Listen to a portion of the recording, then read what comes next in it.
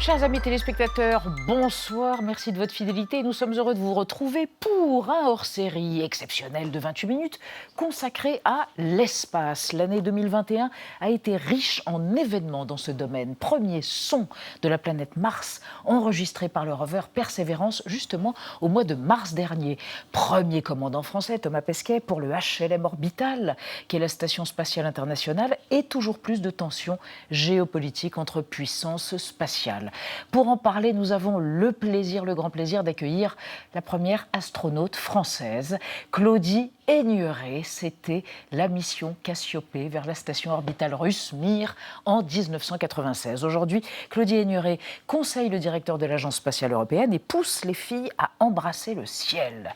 Nous reviendrons avec elle sur la compétition pour le tourisme dans l'espace et sur les missions martiennes. La planète rouge pourrait-elle être un plan B pour les terriens, comme l'affirmait il y a quelque temps un certain Elon Musk. Nous recevrons dans la deuxième partie de cette émission un spécialiste des enjeux stratégiques du nouvel âge spatial, Xavier Pascaud, et nous terminerons avec le facétieux mélomane Mathieu Conquet qui se penche ce soir sur un tube du couple Gainsbourg-Bardot. Voilà le programme. Bonsoir Claudie Aigneret. Bonsoir. Très heureux de vous avoir avec nous sur Arte dans 28 minutes. Je vous présente Nadia Dame. Bonsoir Nadia. Bonsoir. Et je vous présente Vince Trémollet-de-Villers. Bonsoir. Vincent, qui est tout à fait passionné par les questions spatiales. Une question avant de revoir une archive qui va vous faire véritablement sourire. Claudie Aigneret, l'année 2021, qu'est-ce que vous retenez du point de vue spatial ? S'il fallait conserver, capter quelque chose de cette longue année. Difficile d'extraire complètement quelque chose. Peut-être en tant qu'astronaute, bien évidemment, je vais vous dire le vol de Thomas Pesquet et sa mission Alpha à bord de la station spatiale, et effectivement sa prise de commandement. Oui. Mais vous l'avez bien dit, le domaine spatial, il se passe des tas de choses, il s'est passé des tas de choses, que ce soit sur cette exploration habitée, sur l'exploration plus lointaine du système solaire, tout autant que sur les aspects économiques et géopolitiques. Voire écologiques, on ne sait pas, on va en parler. On va en parler tout à l'heure. Mais d'abord, une archive, Claudie Aigneret. Le 17 août 1996, elle décolle de Baïkonour pour un vol de 16 jours à bord de la station Mir. La première française de l'espace repartira une seconde fois 5 ans plus tard en direction de la Station spatiale internationale, où elle réalise un certain nombre d'expériences scientifiques et avec le sourire. J'étais sérieuse dans mon travail et pas sérieuse en dehors des autres moments, et ça faisait un petit peu d'air frais, et je crois qu'ils appréciaient bien ça.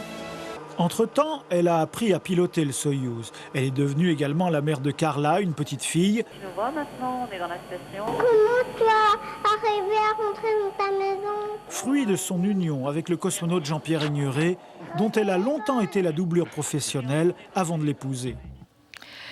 En short, dans la Station spatiale internationale, on a vu une image de vous en short, carrément. Oui, mais la Station spatiale internationale, c'est un endroit qui, bien sûr, est confiné, mais où, à l'intérieur, on a reconstitué une atmosphère. Et donc, on est en t-shirt et en short. Agréablement en microgravité, bien sûr, flottant dans les 3 dimensions. La microgravité, est-ce que vous vous êtes remise de cette sensation, semble-t-il, absolument extatique et unique de flotter en microgravité ? Vous avez une nostalgie fondamentale et éternelle pour ce que vous avez ressenti ? J'ai eu ce privilège, effectivement, à 2 reprises de voler dans 2 stations différentes. Et peut-être en tant que médecin, puisque c'est ma formation de départ, de sentir, médecin rhumatologue, de sentir ce corps libre, complètement relâché, et qui s'adapte formidablement bien à un environnement qui n'est pas du tout notre environnement habituel. Et donc, non, pas une forme de nostalgie, mais j'ai toujours en tête ce sentiment, ces sensations, et je pense qu'il y a là des capacités à aller plus loin dans la compréhension de notre corps humain, puis des tas d'autres phénomènes, mais aussi justement de ces capacités d'adaptation qui sont sûrement masquées par le fait qu'on est dans le champ de gravité et où l'espace et ses laboratoires peuvent nous permettre de découvrir des choses qu'on ignore. Et de libérer des choses. Quand même, juste une question pour remonter en amont. À l'année 1969, vous étiez devant votre petit poste de télévision, noir et blanc, vous aviez 12 ans et vous avez vu cette image séminale qui a marqué le siècle. Et vous vous êtes senti prédestiné pour l'espace quand vous avez vu un pas humain sur le sol lunaire ? Alors, je fais incontestablement partie de la génération Apollo. Ouais. Ça c'est clair. Et effectivement, c'était un moment fascinant. J'avais 12 ans, en 69, ce premier pas de l'homme sur la Lune, c'est quelque chose qui m'a Armstrong, frappée. pour le citer. Voilà, Armstrong Oui. est suivi par Aldrin d'autres. quelques instants plus tard. Et cette possibilité d'accéder à quelque chose qui paraissait inaccessible, inatteignable, et qui ce jour-là était une réalité. Donc, dans une tête d'enfant, je pense que ça déclenche quelque chose sur tenter les possibles, même si vous paraissent Ou improbables. l'impossible même. Et même C'est ça. l'impossible, Ouais. pourquoi pas. Et donc ça a fait germer un rêve, je l'ai nourri par des tas d'imaginaires, bien évidemment, et puis ça m'a donné la force, l'audace de tenter Ouais. la candidature que Ouais. le CNES Et Claudie Aigneret, bac plus 19 quand même. Vouliez-vous poser une question, Vincent? Oui, vous disiez que votre esprit et votre corps se souvenaient de la pesanteur et des sensations que vous aviez eues dans l'espace. Et il y a aussi des séquelles physiques, en fait. Quand il y a des séjours prolongés dans l'espace, il y a une perte de muscle, il y a une perte de la masse osseuse. Est-ce que c'est des choses dont vous vous êtes remise ou il y a des stigmates toute la vie ensuite ? Alors, il y a plein d'études qui sont faites effectivement sur la transformation médicale et physiologique du corps humain. Et vous avez raison de citer, puisqu'on est avec des muscles relâchés, le fait qu'on va perdre de la masse musculaire, perdre de la densité osseuse, parce qu'il y aura moins de contraintes sur notre squelette. Et ça, c'est un sujet intéressant pour les scientifiques, parce que ce sont des phénomènes qui sont ceux du vieillissement. Perte de référence cognitive, affaiblissement sur le plan de la pression artérielle, muscles, squelette. Et là, vous avez affaire à un vieillissement Accéléré. Accéléré, oui. Ouais. mais réversible. Et j'insiste sur le réversible, Extraordinaire. puisqu'effectivement, on récupère sa masse osseuse, on récupère sa force musculaire. Et donc, c'est intéressant Ah ouais. d'étudier ces mécanismes d'adaptation, le pourquoi, le comment. Et on a aujourd'hui à bord vraiment des appareillages qui nous permettent d'entrer dans la connaissance des mécanismes, séquençage d'ADN, organoïdes, de cellules musculaires ou de neurones. Enfin, c'est vraiment aujourd'hui un travail absolument unique, puisqu'on ne peut pas s'affranchir de la gravité sur Terre. Mais on récupère bien, oui. Oh, il semblerait, oui, quand on vous voit. Nadia, on évoque avec nous la NASA qui a déjà son équipe pour aller sur la Lune. Oui, parce que renvoyer des êtres humains sur la Lune pour la première fois depuis 1972, c'est donc l'objectif du programme Artemis qui est préparé par la NASA. C'est une mission qui est finalement prévue pour 2025 et non plus 2024, parce que les délais étaient bien trop courts. Au début du mois de décembre, donc, la NASA a dévoilé sa photo de classe. Les 10 astronautes qui ont été retenus sur 12 000 candidatures, c'est pas rien. 6 hommes et 4 femmes, il y a donc du progrès. Et on sait également que la Lune fait l'objet d'autres projets avec des objectifs différents. La Chine, par exemple, veut y installer une base scientifique d'ici 2028, je crois. Et l'Agence spatiale européenne, quant à elle, réfléchit à ce que pourrait être un village lunaire. Et vous êtes évidemment très impliqué dans ces travaux. Vous seriez prête, vous, à être du voyage si on vous proposait de participer à une expédition sur la Lune aujourd'hui ? Alors, j'ai évoqué tout à l'heure mon rêve d'enfant. Et mon regret d'aujourd'hui, c'est de ne pas avoir marché sur la Lune. Donc, bien évidemment, je suis prête. On ne me le demandera pas, mais j'y travaille beaucoup. Ah bah pour faire en attendez, sorte faites une que candidature. ce Vous avez soit- l'habitude des candidatures ce soit spontanées. possible. Alors, les candidatures, puisque vous l'avez évoqué, l'Agence spatiale européenne a lancé une candidature pour élargir son corps d'astronautes, ceux qui vont avec Thomas Pesquet, avec Mathias Maurer, qui est à bord aujourd'hui de la station spatiale, complétée.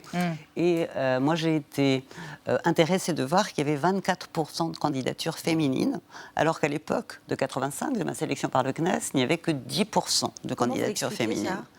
Alors, je crois qu'on le sait tous, il y a des clichés, il y a des stéréotypes de milieux très masculins, Des représentations. peu accessibles, des représentations, une méconnaissance des métiers.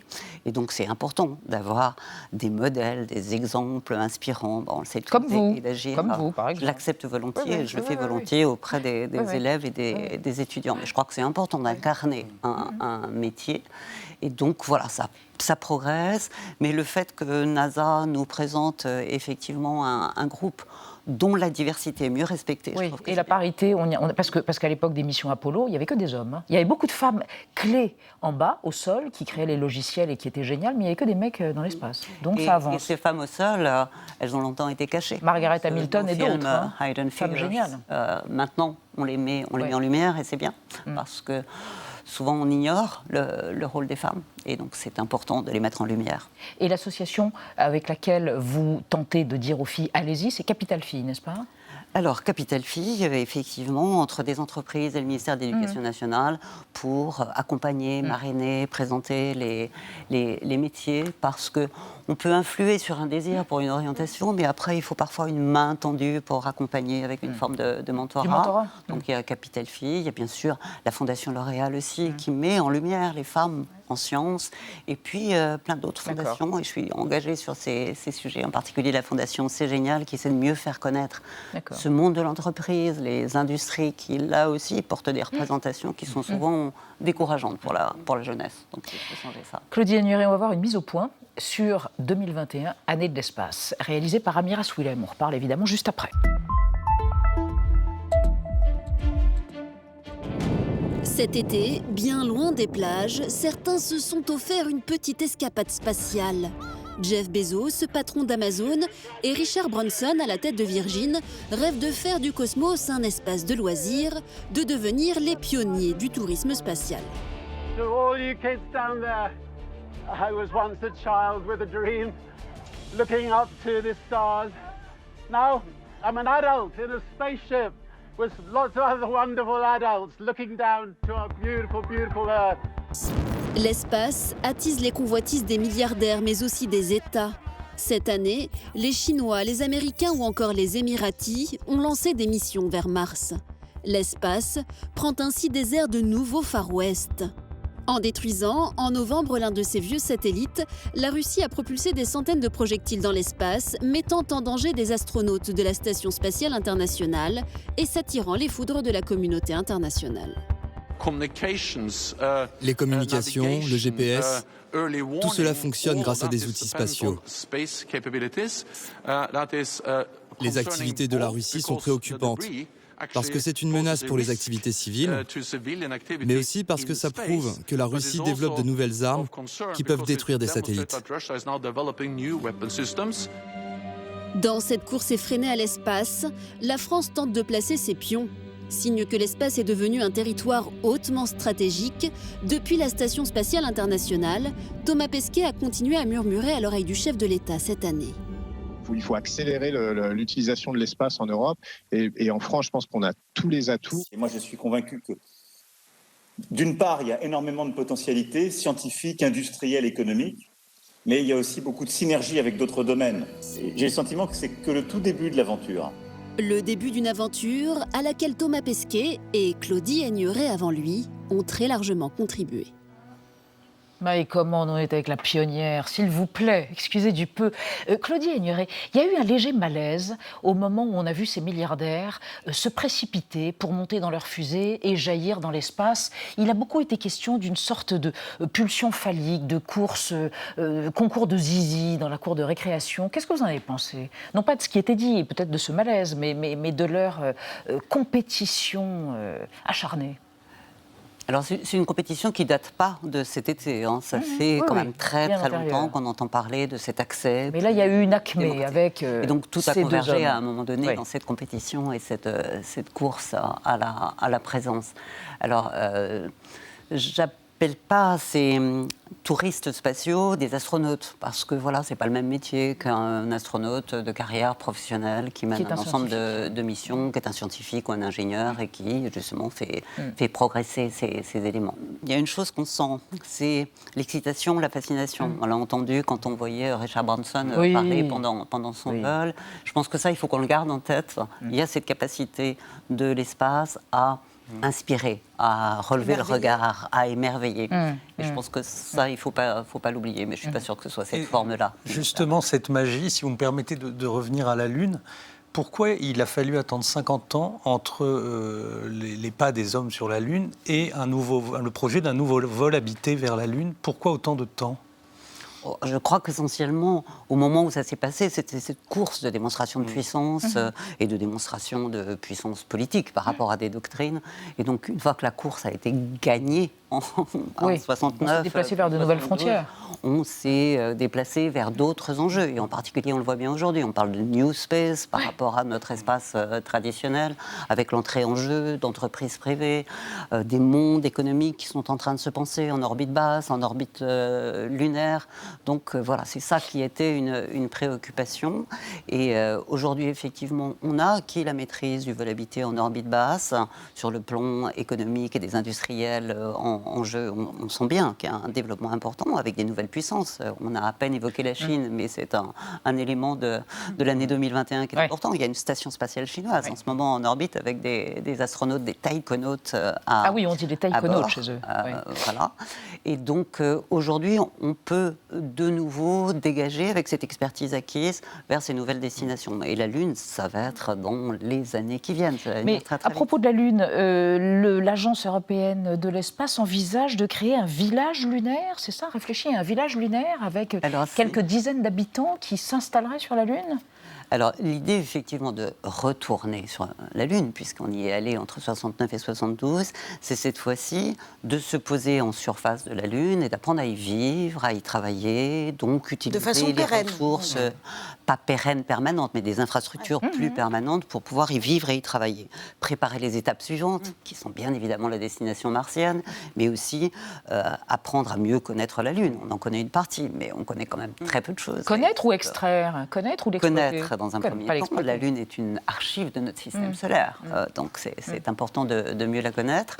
De la Lune aussi, ça nous permettra, là encore, de regarder la Terre avec un regard peut-être plus responsable et de notre impact sur sa préservation. Et puis, effectivement, vous avez raison, il va falloir gérer des ressources in situ. Et l'idée de ce village lunaire qui était proposé par l'Agence spatiale européenne, c'était de se dire, faisons-le comme un village, avec, pourquoi pas, des quartiers différents, mais des gens qui se parlent, des gens qui communiquent, c'est-à-dire une gouvernance, là aussi, qui est quelque chose d'intéressant à penser. C'est vrai que depuis l'espace, on ne voit pas les frontières, on ne voit pas les conflits comme vous les avez au quotidien dans vos actualités. Donc l'idée de se dire, peut-être peut-on penser aussi cette expansion de l'humanité. Politique, quasiment. Pourquoi une utopie? Voilà, une projection vers un avenir différent. La Lune est une plateforme d'innovation, même d'innovation politique. Très bien. Alors, en 2021, Claudia ignorait un rover américain, un robot chinois et une sonde Emirati qui était pilotée au sol par des spécialistes français, entre autres, ont mené des missions exploratrices sur la planète Mars.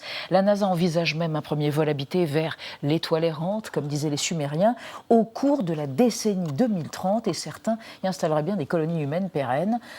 C'est quand même à 225 millions de kilomètres de la Terre. Résumé des débats que nous avons tenus ici à ce sujet, et on vous retrouve juste après. Pourquoi allons-nous sur Mars ?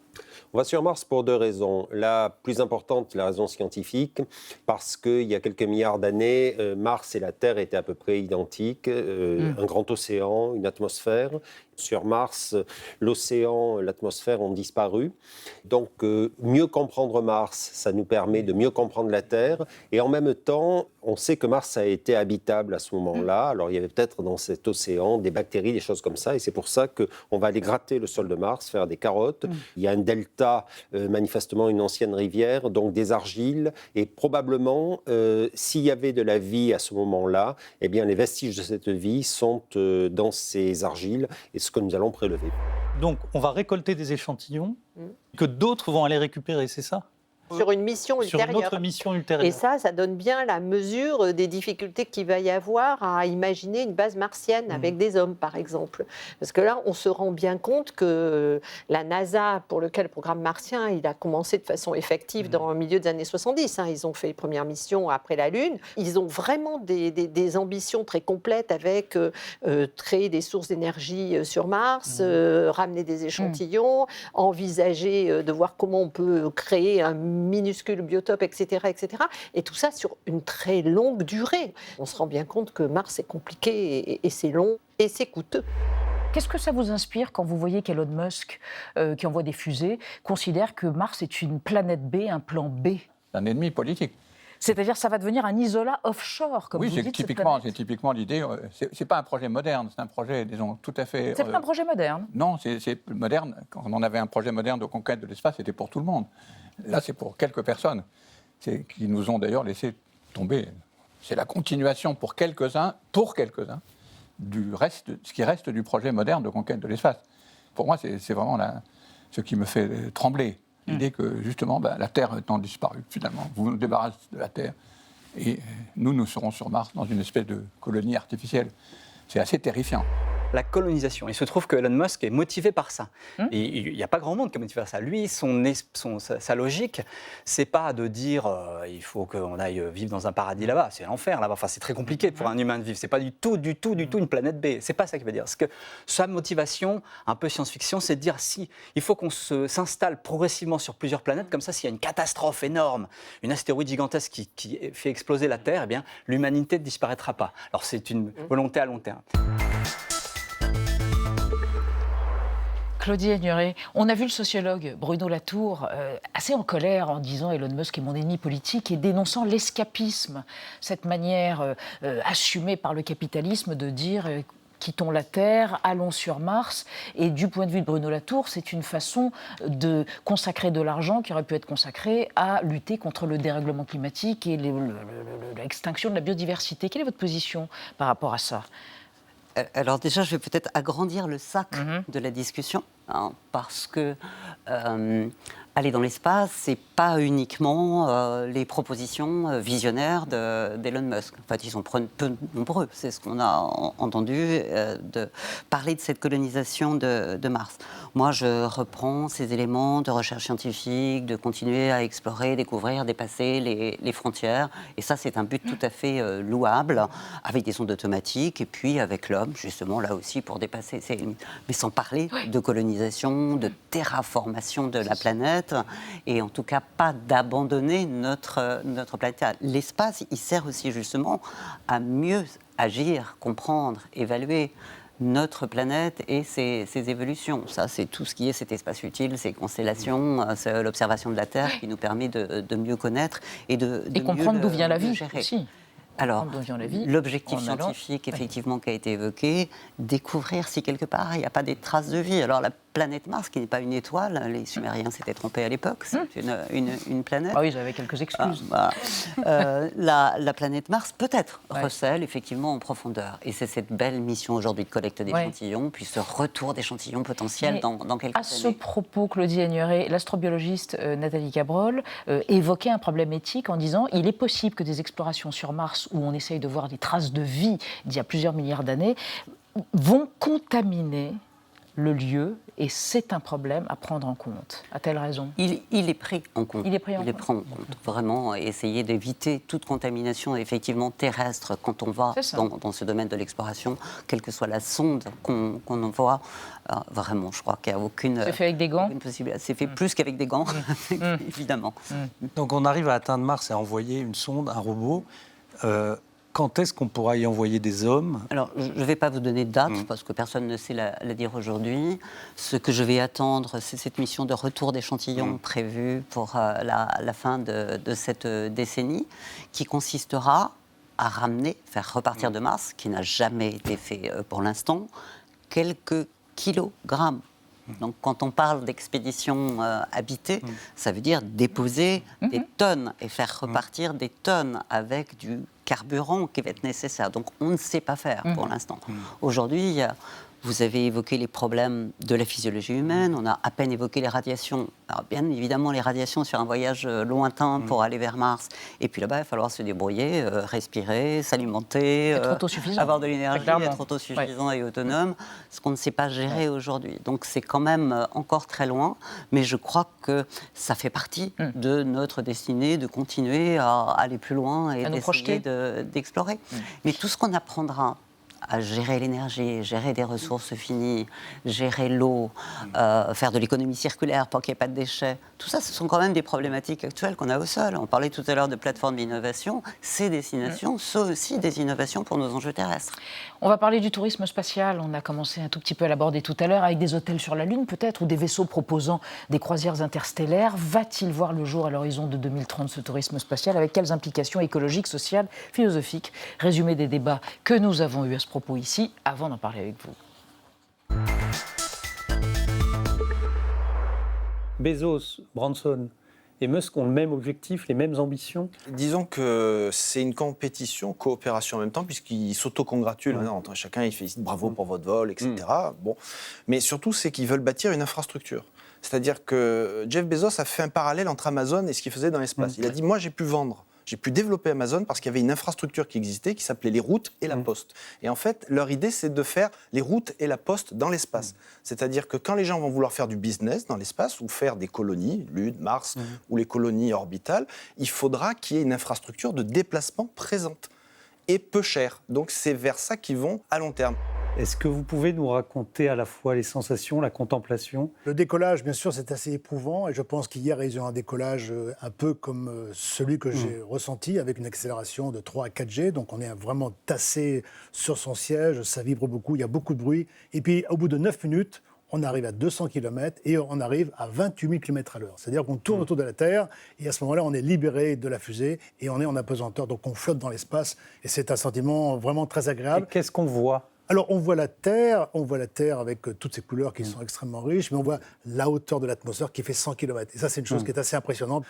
On a un peu peur, pour les terriens, de voir que cette protection ne fait que 100 km. Quelle est la réalité écologique de cette ambition spatiale ? Si elle se développait, sans doute qu'il faudrait se poser la question, et peut-être pas uniquement en termes de bilan carbone, mais aussi la question de l'interaction de ces éjections gazeuses avec les couches supérieures de l'atmosphère, en fait. Et si on avait un trafic comme ça qui devenait plus intensif, sans doute que ça pourrait avoir un effet sur la formation des nuages, sur un effet climatique peut-être. Il y a des études scientifiques qui sont menées à ce sujet-là aujourd'hui, qui sont des études préliminaires et qui anticipent aussi un tel usage de notre atmosphère qui serait totalement nouveau.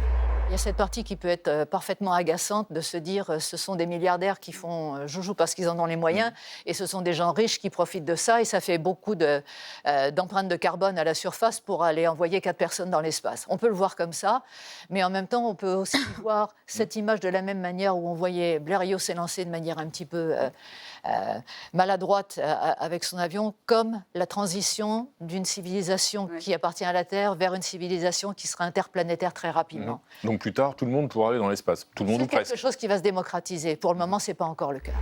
On sait très bien que quand une nouvelle technologie arrive, elle baisse. Moi, je me rappelle quand le compact disque, pour prendre une technologie que tout le monde utilise aujourd'hui, quand c'est sorti, c'était inabordable. Le lecteur comme les disques. Aujourd'hui, ça vaut plus grand-chose, il faut bien le dire. C'est-à-dire est-ce qu'on peut un jour imaginer dans 100 ans, 150 ans, je ne sais pas, du tourisme de masse spatiale? Est-ce que c'est possible, ça? D'abord, ça ne sera pas vraiment un tourisme de masse parce qu'il n'y a quand même pas tellement de volontaires. Il y a des gens qui ne veulent pas. Moi, quand je fais des conférences, je demande aux gens est-ce que vous voulez faire un vol dans l'espace? Ils ne sont pas tous volontaires. Il y a quand même une dose de courage. Et derrière l'exploit technologique, par exemple Jeff Bezos ou Richard Branson, ce sont des milliardaires qui mettent leur vie en danger. Ces vols sont quand même dangereux. Ouais, c'est ça, oui. Le taux de chance, c'est 1 sur 100. Alors, quand je traverse la rue à Paris, c'est pareil, vous me dites. Mais c'est vrai, Claudie Aigneret, on n'y pense pas, mais il faut quand même énormément de courage. Pour vous, les astronautes, ceux qui s'élancent là-haut. Alors ça l'était effectivement pour les pionniers qu'on a évoqués tout à l'heure, en 69 et 61 pour Gagarine. Ça l'est moins aujourd'hui, nous, astronautes professionnels, gestion des risques. Bon, on arrive quand même à maîtriser beaucoup de choses. Ça le sera pour la Lune, ça le sera pour Mars, bien évidemment. évidemment. Vous aviez peur? J'étais bien préparée et j'avais vraiment envie. J'étais impatiente de partir. Mais dans le reportage qu'on vient de voir, on entend le mot « si toutefois le trafic se développe ». En parlant de trafic, comme on parlerait d'un trafic aérien ou routier. Mais bon, on fait souvent le comparatif avec Blériot, trafic aérien, et effectivement la démocratisation. Je pense que ce trafic aérien, il était lié pas uniquement au tourisme. C'est quand même parce qu'on a une globalisation, un monde économique qui fait que, il y a des activités, des échanges, et que ce trafic est lié à ça. On n'en est quand même pas là en ce 21e siècle sur le monde du spatial. Donc je ne me projette pas au 22e siècle et au 23e siècle. Je pense que ça ne sera pas le cas pendant ce 21e siècle. Vous l'avez dit, la figure centrale de l'année, ce n'est pas un touriste spatial, c'est Thomas Pesquet. Quand on n'est pas spécialiste et qu'on a suivi sa mission, on avait parfois du mal à faire la part entre l'exercice de communication pour essayer d'attirer les esprits vers la conquête spatiale et puis la recherche scientifique. Quelle est la part entre les deux pour une mission comme la sienne? Alors, je pense que Thomas Pesquet a des super pouvoirs. Il le dit souvent. Ah bon? Surnaturel? Il a passé plus de 100% de son temps à faire une recherche scientifique, superbe sortie extravéhiculaire, remplacement de panneaux solaires, avec une activité effectivement sur des manips scientifiques du CNES, de l'Agence spatiale européenne, des Américains, puisque c'est fait en coopération internationale. Donc ça lui prenait déjà 120% de son temps. Et il a réussi à prendre du temps pour nous faire partager, pour communiquer, en utilisant à merveille les réseaux sociaux. Avec beaucoup de pédagogie pédagogie à l'endroit des avec jeunes, beaucoup notamment. de pédagogie, très attractif, très inspirant par rapport à la jeune génération. Il a pris beaucoup de temps et il est un formidable ambassadeur à la fois de cette inspiration par ses progrès et cette possibilité d'aller plus loin, et puis un ambassadeur formidable de la planète Terre. Il a quand même beaucoup évoqué ce regard particulier, cette transformation, dérèglement climatique, déforestation. Et la beauté du monde, tout simplement, qui nous a montré. La beauté du monde, la fascination, l'émerveillement, la magie que vous avez évoqué tout à l'heure, et puis aussi le fait que c'est nous, en tant qu'êtres humains, et pas simplement Thomas Pesquet, français, européen, ou pilote ou pas pilote. Voilà, nous sommes des êtres humains à bord, et comme on le dit souvent, tous liés. équipage de ce vaisseau, mais nous sommes aussi l'équipage de notre vaisseau Terre qui se promène dans le système solaire. Et nous sommes tous reliés. Et nous sommes liés. Alors les astronautes décrivent ça avec les mots de l'overview effect, qui veut dire ce regard global à distance, à la fois sur la fragilité, la beauté de la planète, et quelque chose qui vous submerge, et puis aussi cette notion de connexion entre tous ces individus. La Terre, pour l'instant, est la seule planète porteuse de vie.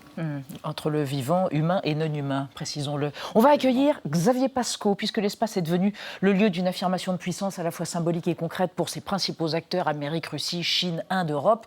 Nous accueillons un spécialiste. Il travaille pour la Fondation pour la recherche stratégique, et on va évoquer avec lui. Bonsoir Xavier Pasco. Bonsoir. La géopolitique de l'espace, et notamment, vous en parlez dans votre nouveau livre, nous sommes passés de la guerre froide au New Space. Qu'est-ce que c'est que le New Space d'un point de vue géostratégique ? Alors, c'est toute la question, effectivement. L'espace, c'était d'abord le fruit de l'affrontement des puissances, c'est les années 50, c'est la guerre froide. L'espace est un peu le fils du nucléaire, c'est l'avènement de l'ère nucléaire, on a besoin de se surveiller mutuellement. Ouais. La seule réponse qu'on trouve techniquement pour se regarder, j'allais dire dans le blanc des yeux, c'est d'utiliser des satellites. On se dit que si on lance un objet suffisamment haut, avec suffisamment de vitesse dans l'espace, eh bien c'est un objet qui va défiler, chuter indéfiniment autour de la Terre. Si on équipe cet objet d'une caméra, on va pouvoir prendre des photos en permanence pour savoir ce qui se passe. Donc l'espace va bénéficier, j'allais dire, de cette période d'après-guerre et de confrontation stratégique. Beaucoup de budget, beaucoup d'industrie. Et puis, les années ont passé, on a toujours cette activité. L'espace et le nucléaire, ce sont deux activités qui sont proches l'une de l'autre. Mais on a utilisé, de plus en plus, on a appris à utiliser l'espace, à utiliser les satellites pour d'autres choses, y compris d'ailleurs du point de vue militaire. Les usages ont évolué. Et aujourd'hui, eh bien, on voit apparaître de nouveaux acteurs qui, capitalisant sur ces investissements considérables qui ont été faits pendant des décennies, notamment aux États-Unis, mais pas seulement, eh bien, se disent, avec l'évolution des technologies, je dois pouvoir utiliser ça aussi pour développer des nouvelles activités, éventuellement lucratives. Et c'est le New Space. Et ces gens-là viennent souvent du monde de l'information. La chose importante, c'est aujourd'hui la connexion très forte entre le monde spatial et le monde de l'information. Le 15 novembre dernier, les Russes ont tiré sur leur propre satellite, provoquant une panique dans l'ISS. Pourquoi ont-ils fait ça ? On a tous été très déroutés par cet acte. Pour le détruire ? C'est un vieux satellite. Alors pour le détruire, oui, c'est sûr. Mais bon, ils avaient prévenu personne. C'était peut-être simplement une nécessité pratique, quoi. Non ? Alors ça a surpris la communauté internationale parce que ça s'est fait à une altitude très très gênante, c'est-à-dire que vous produisez des débris, donc ça s'appelle une interception, une arme énergie cinétique, donc on détruit, on fait des débris, on sait qu'aujourd'hui les débris c'est quelque chose de très embêtant pour l'avenir de l'utilisation de l'espace. Donc il y a effectivement les Russes le savent aussi. Les Russes sont un acteur de l'espace depuis longtemps. Donc on a d'abord le sentiment que c'est une démonstration de force, c'est sûr. Et je dois dire que depuis à peu près 2007, premier tir anti-satellite chinois qui a rappelé un petit peu à l'esprit le fait qu'on pouvait détruire des satellites dans l'espace, ça s'était fait pendant la guerre froide, ça n'avait pas donné lieu. Voilà, les gens savaient que soviétiques, américains savaient qu'il ne fallait pas trop détruire mutuellement les choses parce que finalement ça déstabilisait tout. Et puis là, la Chine décide en 2007, dans un nouveau contexte où elle doit elle-même s'imposer, de faire cette démonstration. Les États-Unis répondent, alors expliquent qu'ils doivent détruire un satellite un peu dangereux, ils répondent en 2008, puis mars 2019 l'Inde, et puis 15 novembre 2021 la Russie. Personne ne doutait que la Russie était capable de le faire. Mais donc démonstration de force, et puis il y a aussi ce rapport très fort entre ce qui se passe dans l'espace et l'enjeu, le bras de fer stratégique qui comprend aussi la lutte contre les missiles, les systèmes antimissiles. Donc tout ça, ce sont des démonstrations technologiques qui parfois même dépassent le simple sujet spatial. Claudie Aigneret, Xavier Pasco évoquait les débris, les déchets dans l'espace. Je crois qu'il y a plus de 9000 tonnes de débris spatiaux. L'espace est une poubelle. Avez-vous le sentiment que l'espace est devenu une poubelle? Il y a d'ailleurs des startups qui réfléchissent, qui travaillent, je crois, avec l'Agence européenne de l'espace pour envoyer des grappins, des filets, pour tenter de ramasser les débris. C'est une problématique très actuelle aujourd'hui, à la fois de mieux connaître cet environnement et d'avoir des capacités de surveiller, d'être en alerte par rapport à ces débris. Et puis aujourd'hui, les agences spatiales européennes prennent tout à fait en compte le fait de ne pas générer de débris et puis d'essayer de se débarrasser des débris présents, effectivement. Est-ce qu'on sait nettoyer l'espace? Est-ce qu'on sait Alors on commence. Il y a effectivement aujourd'hui des programmes, soit de harpons, vous l'avez grappin, filet, harpon. Soit parce qu'on a des propulsions qu'on peut venir accoler à ces débris, pouvoir les désorbiter, c'est-à-dire les faire descendre et se consumer au travers des couches denses de l'atmosphère, soit par contre pour certains les remonter dans des orbites et dans très peu de temps on sera capable même de remettre du fuel dans des satellites pour mieux gérer leur durée de vie. Donc effectivement c'est une problématique essentielle et cet accès à l'espace, il passe par le fait que l'environnement extra-atmosphérique soit suffisamment perméable. Donc Xavier parlait tout à l'heure d'un rapport avec le nucléaire. On a aussi un peu une dissuasion sur la nécessité de garder un espace accessible. Dans la station Mir, vous étiez avec des collègues russes. La recherche scientifique était l'unique objet où il y a un arrière-plan dans les relations géopolitiques non dites, subliminales ou pas du tout? Moi, j'ai eu la chance de vivre ce moment de coopération internationale qui s'ouvrait. Je suis arrivée en Russie en 92 dans une coopération très bilatérale entre la France et la Russie. On a vu arriver les Européens, les Américains pour tous ensemble fabriquer cette station spatiale internationale avec 5 grands partenaires. Moi, j'ai vraiment vécu cette ouverture à une coopération scientifique et même opérationnelle parce qu'arriver à travailler ensemble entre des centres de contrôle différents, la diversité des cultures, cette aventure-là était une aventure formidable. J'espère qu'elle va se prolonger dans les activités à venir, malgré ce contexte géopolitique parfois conflictuel. Oui, mais justement, Xavier Pascaud, à la suite de ce tir de missile test contre le satellite russe, tout le monde a évoqué est-ce une nouvelle guerre des étoiles qui s'annonce? Il y a une arsenalisation, c'est un mot des spécialistes comme vous, de l'espace. Comment faire pour rassurer les citoyens que nous sommes sur le fait qu'il n'y aura pas de guerre là-haut? En fait, tout le monde est interdépendant, c'est ça? Voilà, c'est ça. Il faut prendre conscience, et les gouvernements sont les premiers à le savoir, que l'espace, c'est un environnement physique quand même très particulier. On a coutume de comparer l'espace à l'environnement maritime, aérien, on essaye de voir des analogies. Il y a un point particulier, c'est que dès lors qu'on crée une catastrophe dans l'espace, tout le monde en paye le prix, y compris l'auteur de la catastrophe lui-même. Et donc, c'est ça qui a toujours été un peu régulateur. Et je disais tout à l'heure qu'on n'a pas vu de réelle course aux armements dans l'espace pendant les années 60-70. Ça aurait pu être le cas, comme c'était le cas à terre avec des missiles. Eh bien non, parce qu'il y avait un intérêt mutuel à préserver. Alors, on ne va pas parler de sanctuaire, il y avait quand même de l'activité militaire, mais il y avait cette notion de préservation. Aujourd'hui, effectivement, on a des pays qui, eux, ont peu d'intérêt dans l'espace et qui pourraient... des pays qui savent y accéder, ça pourrait être la Corée du Nord, ça pourrait être d'autres pays qui ont peu de satellites, et qui pourraient vouloir jouer ce qu'on appelle le jeu du conflit asymétrique, en disant, voilà, moi je vais perturber, finalement, celui qui est le plus vulnérable, c'est celui qui a le plus de satellites dans l'espace, en l'occurrence c'est les États-Unis. Mais même ça, on se rend compte que c'est quelque chose qui tourne assez court, parce que l'espace, c'est aussi beaucoup de développement économique en réalité, et aucun pays ne se lance dans un programme spatial que pour ses aspects militaires. Il y a aussi des besoins de développement. Il y a aujourd'hui plus de 80 pays qui ont au moins un satellite en orbite. La France s'est dotée d'une armée de l'air et de l'espace. À quoi va-t-elle servir? Je crois que c'est un peu, justement, c'est une manière aussi, je pense, de prendre acte à la fois d'une dépendance croissante vis-à-vis de l'espace, et alors notamment pour ce qui est de la France dans le contexte européen, c'est l'un des seuls pays qui a des opérations extérieures militaires, et notamment récemment en Afrique, on le voit. Et donc la France utilise, mine de rien, aujourd'hui beaucoup ses moyens spatiaux pour s'autoriser à faire ces opérations-là pour être capable de les faire. Donc ça, c'est une dépendance qui s'accroît d'un côté. Et de l'autre côté, on vient de le dire, l'environnement lui-même devient plus incertain, plus difficile à lire. Donc vous dépendez de quelque chose que vous contrôlez de moins en moins. Donc il faut vous réorganiser et il faut concentrer les moyens pour, j'allais dire, investir dans les bonnes capacités qui vont vous aider. Donc je pense que la création de cette nouvelle armée de l'air et de l'espace et du commandement de l'espace dont on parle aujourd'hui, c'est aussi une manière de symboliser ça. Une question qui n'a rien à voir. Vous écoutiez de la musique dans l'espace, Claudie Hennuré? Oui, j'écoutais de la musique en regardant par le hublot défiler la Terre.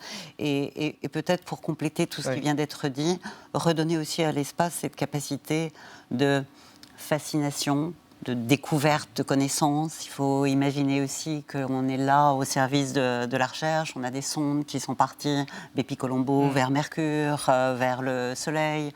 On a dépassé notre système solaire avec aller regarder ces exoplanètes où peut-être on trouvera ces formes de vie dont on a parlé tout à l'heure. Donc voilà, redonner aussi cette ouverture. Alors qu'est-ce que j'ai écouté comme musique? Casta Diva, à Calas. On ne va pas parler de Casta Diva, on va parler de Serge Gainsbourg et Brigitte Bardot, Conquête de l'espace, Conquête de l'espèce. Grâce à Mathieu Conquet, il bosse à la loupe, il propose de déconstruire et de redécouvrir Initial Bébé de Serge Gainsbourg, qui était l'esclave consentant de l'idole. Regardez.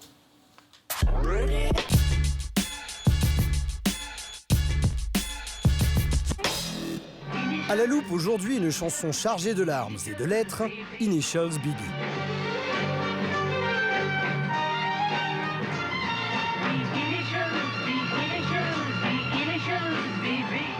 En 1968, Serge Gainsbourg publie un album de collaboration avec la plus grande star féminine de l'époque, Brigitte Bardot. Un disque pop aux accents rock ambitieux qui rompt avec les codes du jazz jusqu'ici employés chez Gainsbourg.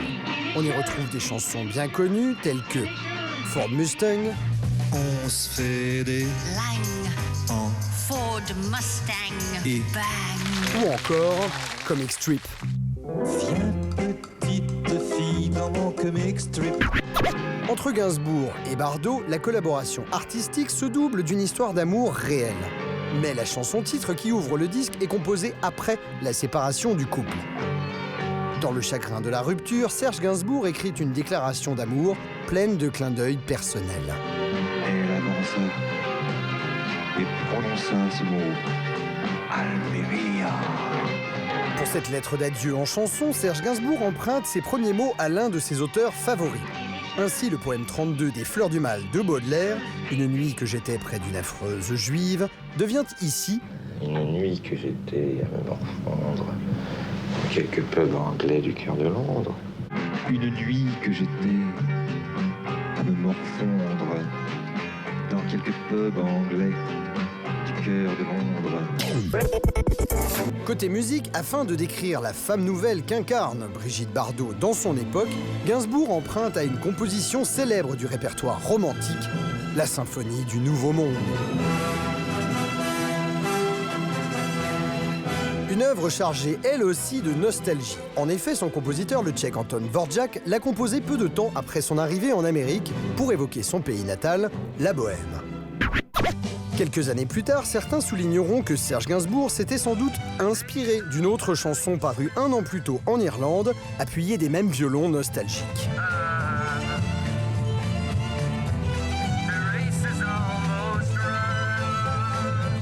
Moralité, en musique comme ailleurs, le nouveau monde ressemble souvent à l'ancien.